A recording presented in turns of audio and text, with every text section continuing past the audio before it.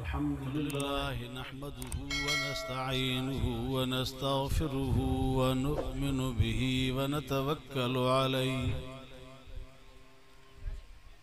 व नऊज़ु बिल्लाहि मिन शुरूरि अनफुसिना व मिन सय्यिआति अअमालिना मन यहदिहिल्लाहु फला मुज़िल्ल लहु व मन युज़लिल्हु फला हादिय लहु व नशहदु अल्ला इलाहा इल्लल्लाहु वहदहु ला शरीक लहु व नशहदु अन्न सय्यदना व मौलाना मुहम्मदन अब्दुहु व रसूलुहु अम्मा बाद फ़अऊज़ु बिल्लाहि मिनश शैतानिर रजीम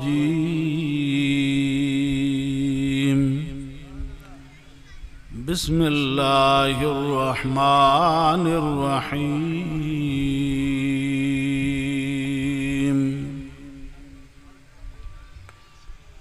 अम्मन खलक़स समावाति वल अर्ज़ व अंज़ल लकुम मिनस समाइ माअन फ़अंबतना बिही हदाइक़ ज़ात बहजह मा कान लकुम अन तुंबितू शजरहा अइलाहुम मअल्लाह बल हुम कौमुन यअदिलून अम्मन जअलल अर्ज़ क़रारन व जअल खिलालहा अनहारन व जअल लहा रवासिय वजअल बैनल बहरैन हाजिज़ा अइलाहुम मअल्लाह बल अक्सरुहुम ला यअलमून अम्मन युजीबुल मुज़्तर्र इज़ा दआहु व यक्शिफुस सूअ व यजअलुकुम खुलफ़ाअल अर्ज़ अइलाहुम मअल्लाह क़लीलन मा तज़क्करून अम्मन यहदीकुम फ़ी ज़ुलुमातिल बर्रि वल बहरि व मन युरसिलुर रियाह बुशरन बैन यदै रहमतिहि अइलाहुम मअल्लाह तआला अल्लाहु अम्मा युशरिकून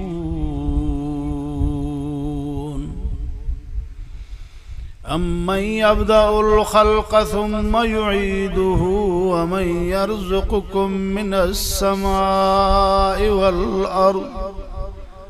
अइलाहुम मअल्लाह क़ुल हातू बुरहानकुम इन कुन्तुम सादिक़ीन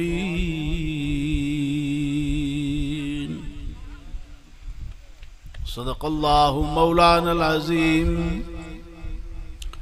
व सदक़ रसूलुहुन नबियुस सादिक़ुल अमीन व नहनु अला ज़ालिका लमिनश शाहिदीन व शाकिरीन वल्हम्दुलिल्लाहि रब्बिल आलमीन इन्नल्लाह व मलाइकतहु युसल्लूना अलन नबी या अय्युहल्लज़ीना आमनू सल्लू अलैहि व सल्लिमू तस्लीमा अल्लाहुम्मा सल्लि अला सय्यिदिना मुहम्मदिन नबिय्यिल उम्मी व आलिहि व बारिक व सल्लिम अदद कुल्लि मालूमिन लक दाइमन अबदा।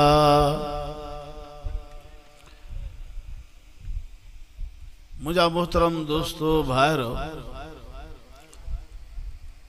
अल्लाह रब्बुल आलमीन जे फरमान मुक़द्दस मजा 20 सिपारे जूं इब्तिदाई आयतूं तिलावत कयूं वयूं आहिनि।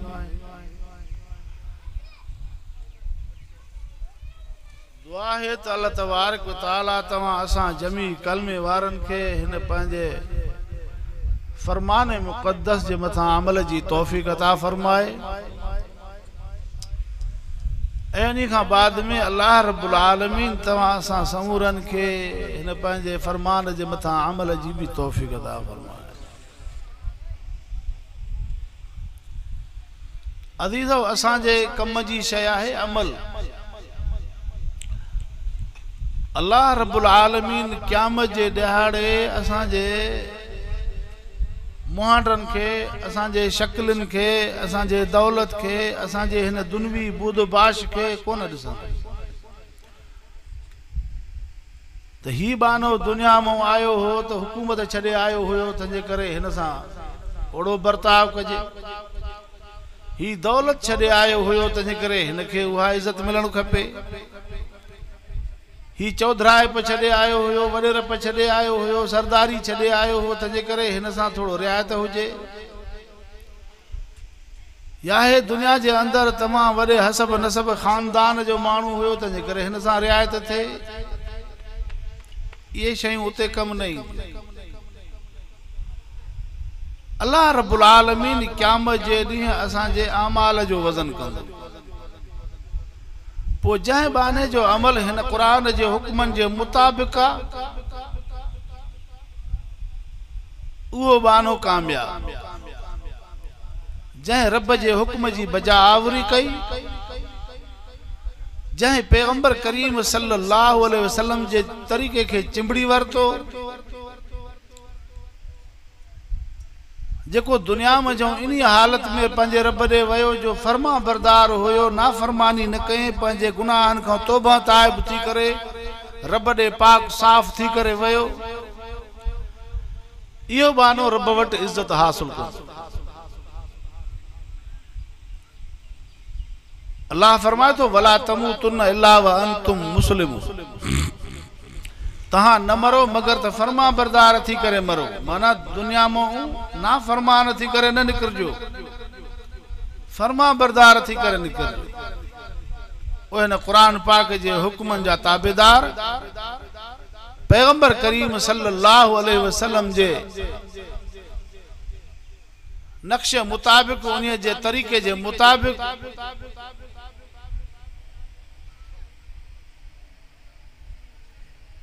ऐं हजूर पाक सल्लल्लाहु अलैहि वसल्लम जन के इताअत सां राज़ी करे निकरजे।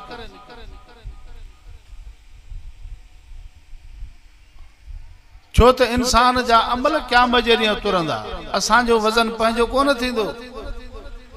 न असांजे कद जी माप थींदी, न असांजे जिस्म जो वज़न थींदो। वज़न असांजे आमाल जो थींदो। पोइ असां दुनिया जे अंदर रही करे उन्हनि अमलनि जे लाइ सोचूं जन अमलनि जे वज़न सां असांखे निजात ऐं छुटकारो मिले। ज़ाहिर ॻाल्हि आहे, छुटकारो त असांखे मिलंदो नेक अमल जे बदौलत। तंहिंजे करे दुनिया जे अंदर इंसान को जेतिरो वस पुॼे नेकियूं घणियूं करे, नेकियूं घणियूं करे। नेक अमलनि जे लाइ मेहनत करणी पवंदी आहे। सालिह अमल जे लाइ, नेक अमल जे लाइ, भले अमल जे लाइ माण्हू खे दुनिया में मेहनत करणी पवंदी आहे। तां त जीअं उन अमल में इखलास भी पैदा थे, उन अमल में वज़न भी पैदा थे, ऐं उन अमल जे करे अल्लाह वटि बानो ज़ी विकार भी बणिजे।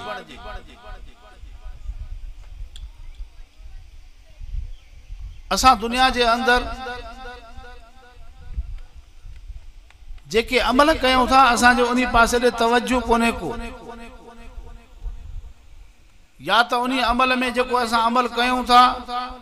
उन में रिया असां सां हले थो वञे, शामिल थो थी वञे। उजुब पैदा थे तो पियो तो मां वाह जे हेॾो अमल कयो आहे।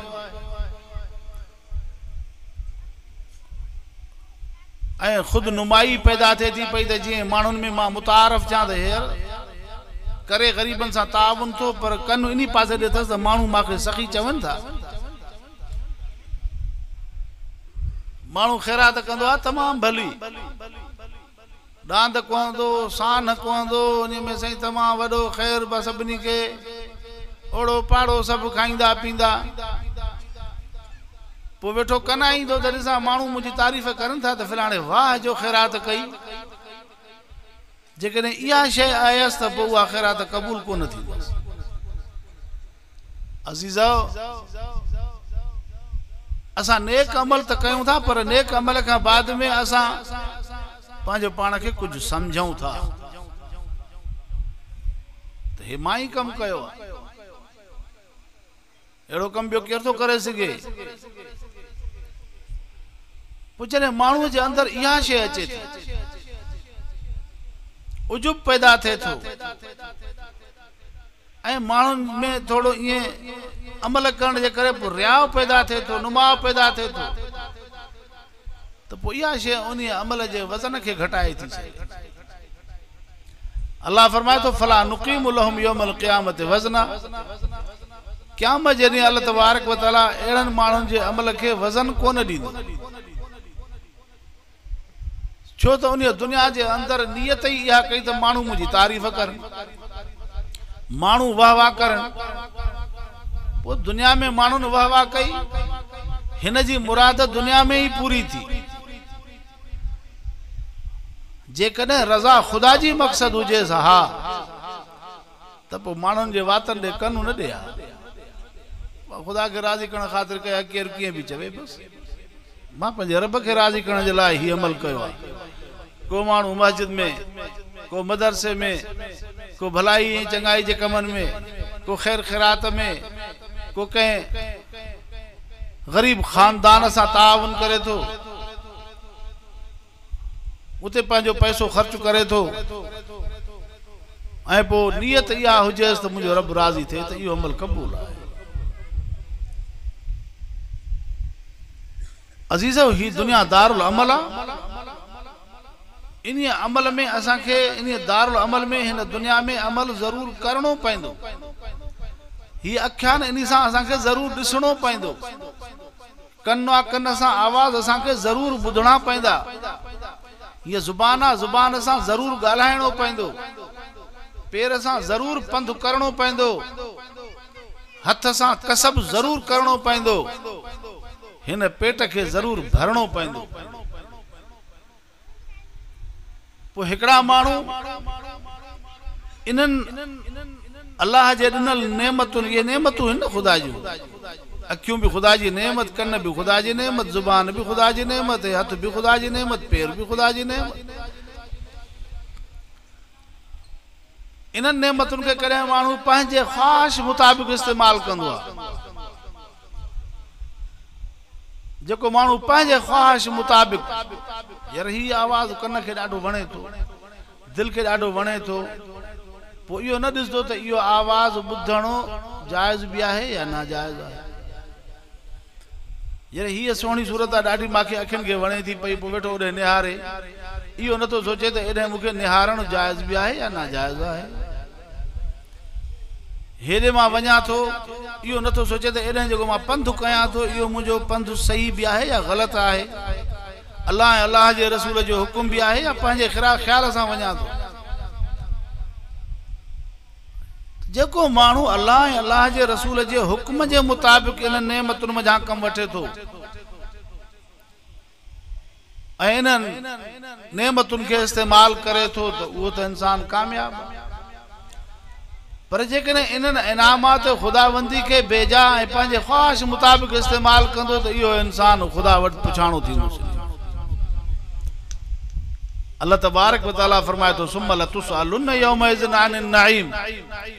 क़यामत जे ॾिहाड़े ज़रूर असां उन खां पंहिंजे इन नेमत जे बारे में पुछा कंदासीं त बना तोखे अखियुनि जी नेमत ॾिनीसीं, उहा काथे इस्तेमाल कई, पेरनि जी नेमत ॾिनीसीं, काथे इस्तेमाल कई पेरनि खे, हथन जी नेमत ॾिनी से हथ काथे इस्तेमाल के छा कमाई हथन सा जुबान जड़ी नेमत तो के ॾिनी से जुबान सा छा ॻाल्हाई कनन सा छा ॿुधी ये क़यामत जे ॾींहुं बाने को पुछा थी लिहाजा असा के हिन दुनिया जे अंदर पांजे ख्वाहिशातुन के पसे पुष्ट रखी करे अल्लाह अल्लाह जे रसूल जे खुशनूदी हासिल करण जे लाए असा के इनन उज़वन में जो कम वठणो पए अजीजो अल्लाह तबारक व तआला फरमाए तो वमन युक़ शुह नफ्सिही फउलाइका हुमुल मुफ्लिहून रब से फरमाए तो जै पंजो पान के ख्वाहिशात नफसानी को पान के बचाए यो कामयाब थी जारे नफ्स जी चाहत हुई जारे नफ्स घुरे पियो उन्हीं शे को पान के बचाए अल्लाह अल्लाह जे रसूल जे हुक्म जी तकमील कए अल्लाह अल्लाह जे रसूल जे हुक्म ते हलियो पंजे नफसानी ख्वाहिशातुन के मुस्तरद के यो कामयाब थी अल्लाह फरमाए तो उलाइकुमुल मुफ्लिहून ये कामयाब है बीजाते फरमाई व अम्मा मन खाफ मकाम रब्बिही व नहा नफ्स अनिल हवा फइन्नल जन्नत हियल मअवा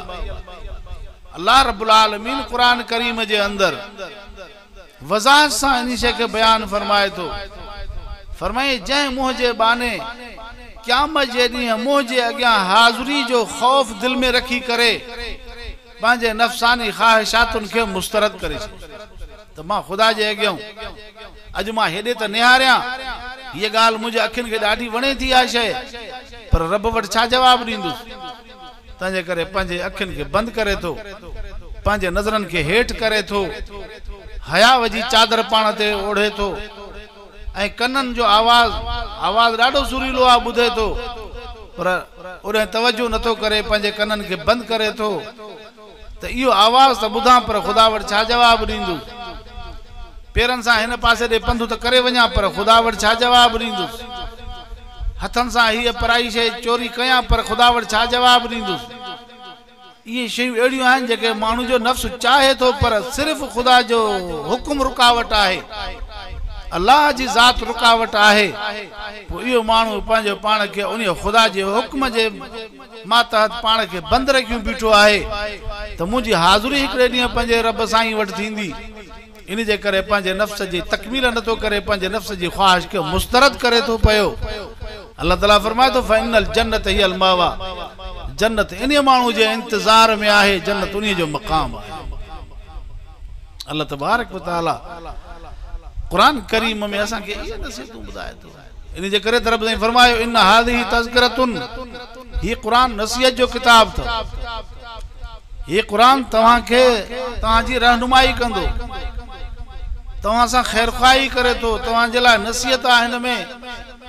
लिहाजा इन नसीहत ते जो अमल कंदो वो वनी करे पांजे रब के राजी दिसंदो पर जेकने कुरान के पसे पुष्ट रखंदो पंहिंजे नफ़सानी ख्वाहिशातुन जी तकमील कंदो अल्लाह ताला फरमाए तो खसरत दुनिया वल आखिरा इन जी दुनिया भी तबाह थींदी त आखिरत भी तबाह थी अजीजो इन कुरान करीम सब खां पहिरियों असा के इहा ई ॻाल्हि ॿुधाई हिन आयात मुबारक जे अंदर तो दुनिया जे अंदर तवा अजीबो गरीब शयूं ॾिसो था को मानू पंहिंजे दिल जो ताल्लुक कंहिंसां कायम कई बीठो आहे को मानू पंहिंजे दिल जो ताल्लुक कंहिंसां कायम कई वेठो आहे को कंहिं माण्हू जे दिल जो लाड़ो काॾे आहे कंहिंजे दिल जो लाड़ो काॾे आहे कंहिंजी दिल कंहिं शइ में टंगियल आहे कंहिंजी दिल कंहिं शइ में टंगियल आहे अल्लाह फरमाए थो त कुल्लु मन अलैहा फान जेका भी शइ ॾिसो था इहा सभु फना थी तंहिंजे करे दिली मक़सूद मतलूब महबूब दुनिया जे शयुनि खे न बणायो वयबका वजो रब्बिका ज़ुल जलाल वल इकराम बाक़ी रहण वारी ज़ात मुंहिंजी आहे तंहिंजे करे ताल्लुक मूंसां कायम कयो मां अल्लाह सां ताल्लुक कायम कयो मुंहिंजे दर ते झुको ऐं मूंखे ख़ैर ऐं शर जो मालिक मूंखे सम्झो हाजत रवा मां आहियां मुश्किल कुशा मां आहियां वह माकुम ऐनमा कुंतुम, तवा जाते भी आयो मां तवा सा गड आया। फरमाई नहनु अक़रबु इलैहि मिन हब्लिल वरीद, मां पंहिंजे बाने के साह जे रग खां भी वेझो आया। पोइ इंसान जॾहिं एॾो रब जो कुर्ब आहे, रब जी ज़ात बाने के एॾी वेझी आहे, त पोइ ही इंसान बावजूद इन्ही जे जो रब हुन सां गॾु आहे हुनखे ॾिसे थो, ऐं पोइ इहो वरी गैर जे दर ते झुके थो, गैर जे दर ते झुके, गैर जॻहियूं पंहिंजूं मुरादूं पेश करे, गैर खे नफ़े नुक़सान जो मालिक समझे ऐं ॿिए खे हाजत रवा ऐं मुश्किल कुशा समझे थो। अल्लाह खां सवाइ ॿियनि खे बि ख़ैर ऐं शर जो मालिक समझे थो। इन ॻाल्हि ते रब तबारक व तआला खे गुस्सो ईंदो आहे। इन बाने जे मथे त मां गॾु आहियां बाने सां, मां ॾिसांसि थो पियो, मां ॿुधांसि थो पियो, बावजूद इन जे जो मां उन सां गॾु पोइ बि गैर ॾिठो तवजो करे। अल्लाह तबारक व तआला खालिसतन इन आयतुनि जे अंदर उन्हनि बाननि खे पंहिंजनि खे सबक दे थो, समझाए थो। फरमाए बानो तहां जे मुखे छड़े करे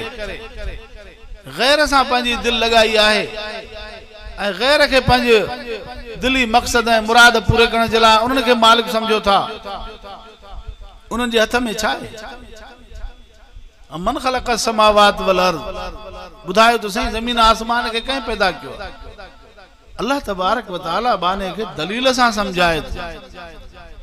मां हिन कायनात खे पैदा कयो आहे।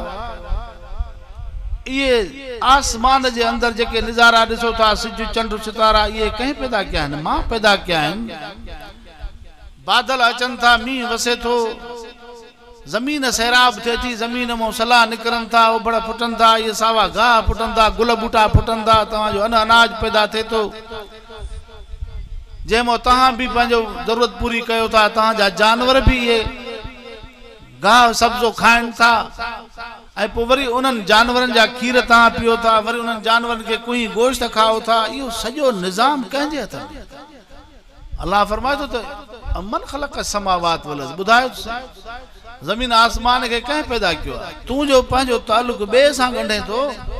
माॾे तवजो नथो करे। कंहिंजो हुकुम हले थो ज़मीन आसमान में, कंहिंजे हुकुम सां इहे सलाह निकिरनि था, कंहिंजे हुकुम सां इहे अनाज थियनि था। अल्लाह फरमाए थो इन समुंड जे अंदर जेके मच्छूं तरे खाओ था, इहे कंहिं पैदा कयूं? ज़मीन में खज़ाना आहिनि, इहे कंहिं पैदा कया? आसमान में ॾिसो था, इहे अॼु शमसी तवानाई ते अॼु खां 20 साल अॻु में असांजे दिमाग़ में इहो तसवुर बि न हुयो त का बिजली बि का हिन सिज मां ठहंदी। अॼु खां 20 साल अॻु में असांजे दिमाग़ में इहो तसवुर बि न हुयो त का असांजो को बल्ब हिन सिज ते ॿरंदो, असांजो पखो हिन सिज ते हलंदो, ऐं असांजी बिजली हिन का सिज मां ठहंदी। अॼु ॾिसो अल्लाह तबारक व तआला इहो बि इंसान खे अकुल ॾिनो, जो उन पंहिंजे अकुल जे बदौलत इंसान इन शइ मां सिज मां बि बिजली ठाहे थो पियो। इहा बि उन रब जो कमाल आहे जंहिं अकुल ॾिनो। जेकॾहिं इंसान खे अकुल न ॾे हा, ऐं जंहिं इंसान जे अकुल जी तार ख़ुदा टोड़े छॾी आहे, उन खे त पंहिंजे कपिड़नि पाइण जो बि सलीक़ो कोन्हे को। कपिड़ा लाथियूं घुमंदा वतन था, आहिनि बि इंसान तव्हां असां वांगुरु खाइनि पीअनि था, ॾिसनि था, पेरनि सां घुमनि था। तव्हां ॾिसो था घणा ई शहरनि में माण्हू हूंदा जेके वीचारा कपिड़ा लाथियूं घुमंदा आहिनि इंसान, अकुल कोन्हे को। जंहिंखे अकुल आहे त ख़ुदा उन जे अकुल खे केॾी रसाई ॾिनी आहे, जो कहिड़ियूं कहिड़ियूं शयूं ईजाद करे थो इंसान, जो इंसान जो अकुल हैरान थो थी वञे पियो। सभु तारीफ़ उन। तंहिंजे करे अल्लाह तबारक व तआला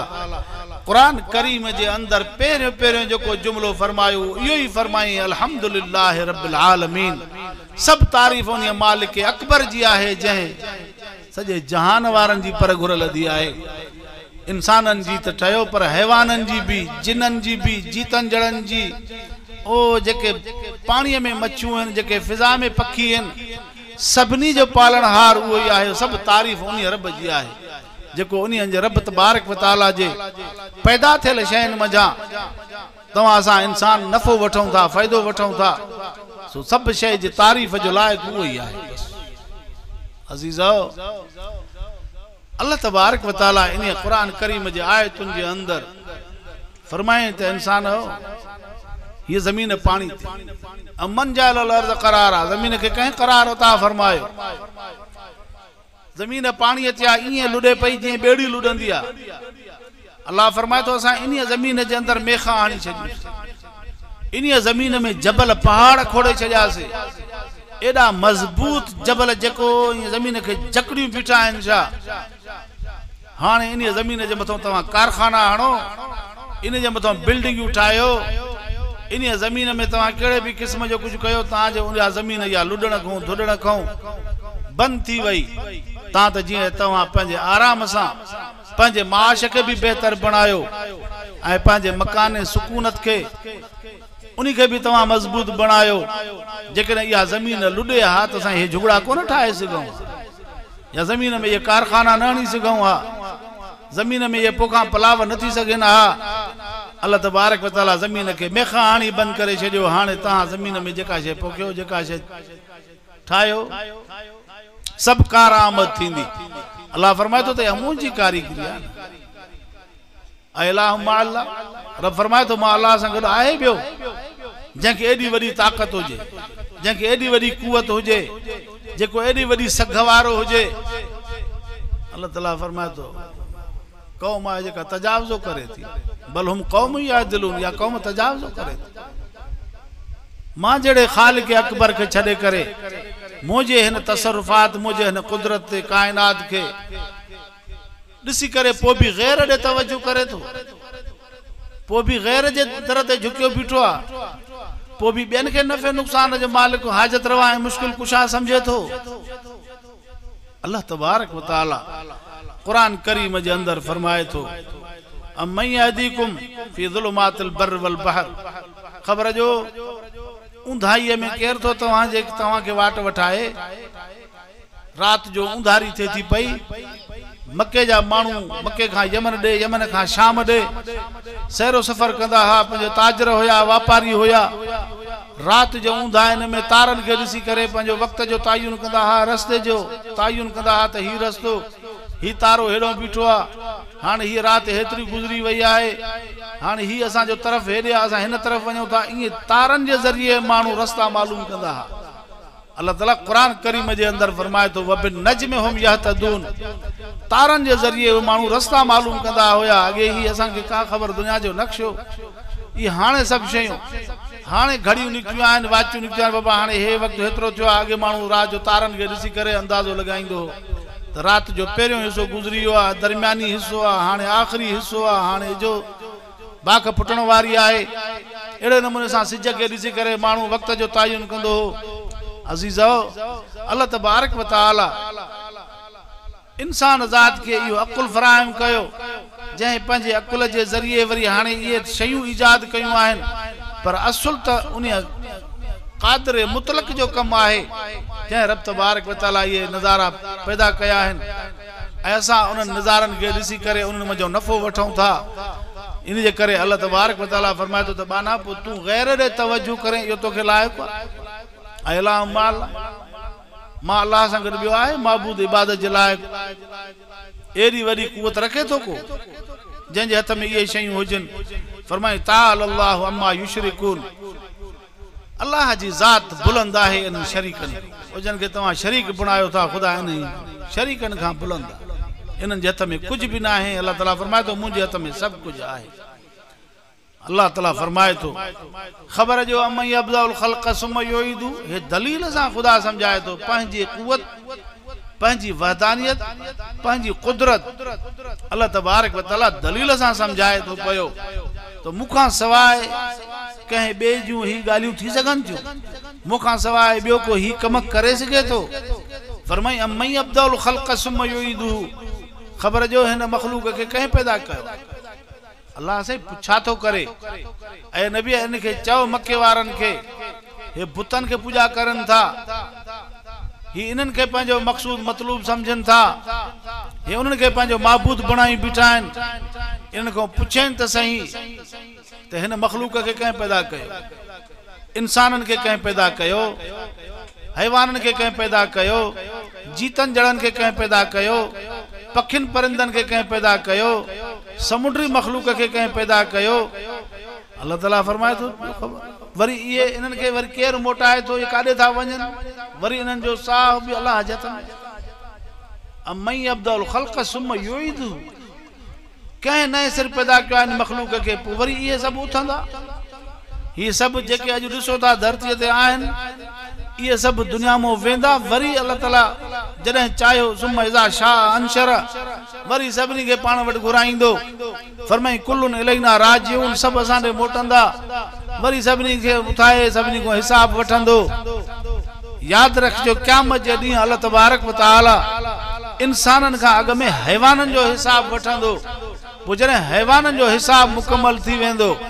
अल्लाह ताला उन्हनि खे फरमाईंदो कुन तुराबा, तव्हां मिटी थी वञो, बस तव्हां फना थी वञो।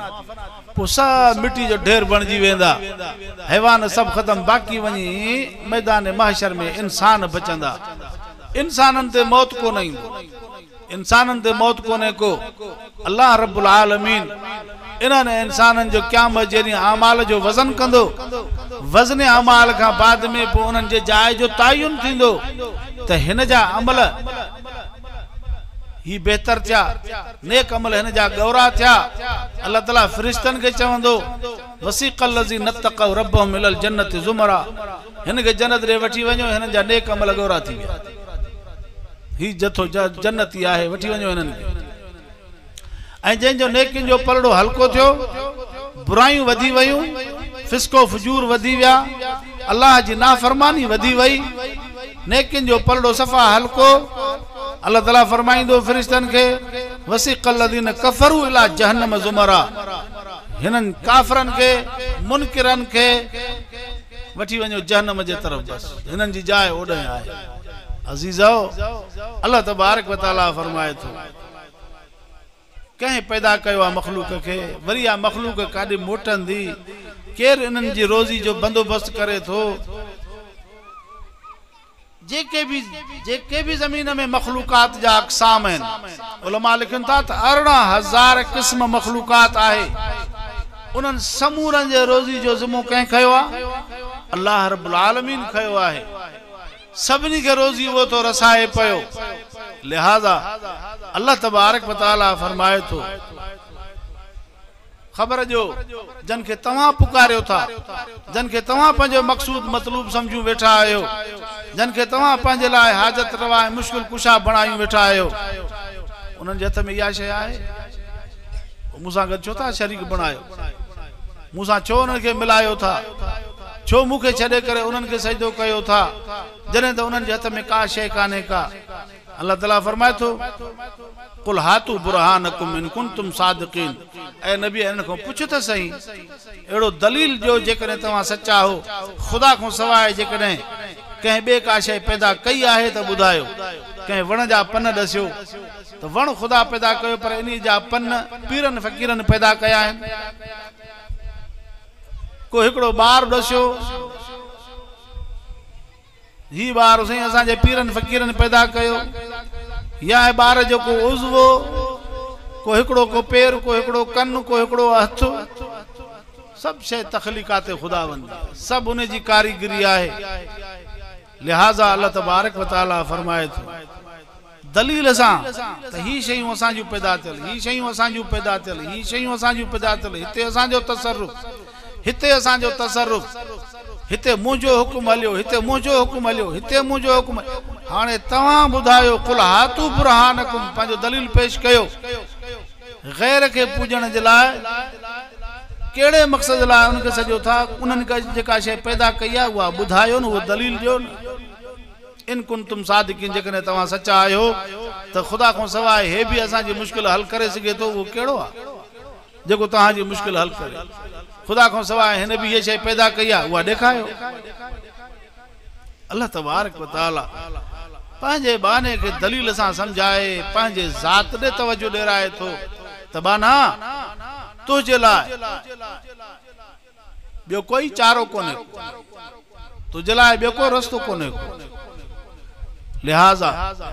हिन दुनिया में दारुल अमल में रही करे तमाम तर तवानाई तमाम तर तवज्जो जो मरकज मुझे ज़ात के बना चो तो तू माडे इंदे तुझो हिसाब मां वरदुस तुझो ताल्लुक मूसा है मां तोखे पान पैदा कयो है अल्लज़ी खलक़तु बि यदैया आदम के अल्लाह ताला पंहिंजे कुदरत जे हथन सां पान ठाहियो आ असां औलाद आदम में शामिल आहियूं मुझे वजूद अल्लाह तबारक व तआला पंहिंजे हथन सां ठाहियो आ कुदरत जे हथन सां हाणे माखे इहो जुगाए थो जे मां पंहिंजे मुश्किल कुशा बे के समझा हाजत रवा बे के समझा बे जे अॻियों पंहिंजो दामन फैलाया साईं तू भलाई कर खुदा के छॾे करे अल्लाह तबारक व तआला कुरान करीम जे अंदर बानन के इए समझाए थो लिहाजा असा अकलमंद तरह थींदासूं जॾहिं असां पंहिंजे उन रब पालनहार जे हुक्मन ते हली करे जिंदगी बसर कंदासूं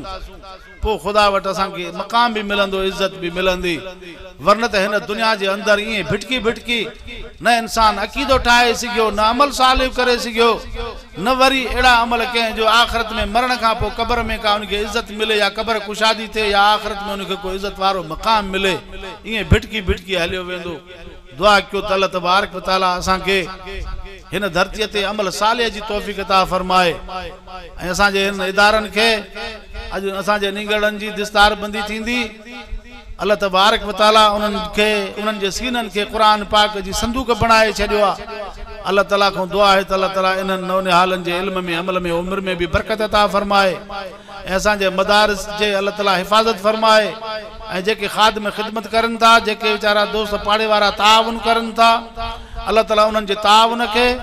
उस्तादन जे मेहनत के खादिमन जे खिदमत के रब तबारक व तआला पंहिंजे बारगाह में शरफ कबूलियत अता फरमाए ऐं अल्लाह तबारक व तआला इनन के दीन जो मुजाहिद बनाए ऐं असां समूरन के ताल्लुक दीनदारन सां कायम करण जी तौफीक अता फरमाए हजूर फरमायो 4 टोला क़यामत जे ॾींहुं निजात हासिल कंदा 4 टोला हिकड़ा जेके कुरान पढ़ाइण वारा ॿिया कुरान पढ़ण वारा टियों कुरान ॿुधण वारा ऐं चौथों वरी अहले कुरान सां मोहब्बत करण वारा ये 4 ही टोला क़यामत जे ॾींहुं खुदा उनके चवंदो तव्हां जन्नत ॾे हलो बस दुआ कयो अल्लाह ताला असां के इनन चैन मजा कंहिं न कंहिं टोले सां शामिल हाल फरमाए अल्लाह ताला असां जे दोस्तन जे मेहनत के साये के कबूल फरमाए आखिर दावाना अनिल हम्दुलिल्लाहि रब्बिल आलमीन अल्लाहुम्मा अरिनल हक़्क़ हक़्क़न वरज़ुक़ना इत्तिबा सन्नी साउंड बनवादिल अब्दुल हादी एंड रियाज